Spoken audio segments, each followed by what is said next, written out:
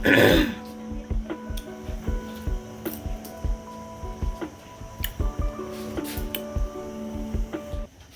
afternoon, good morning, good evening, depending on or wherever you are watching me from.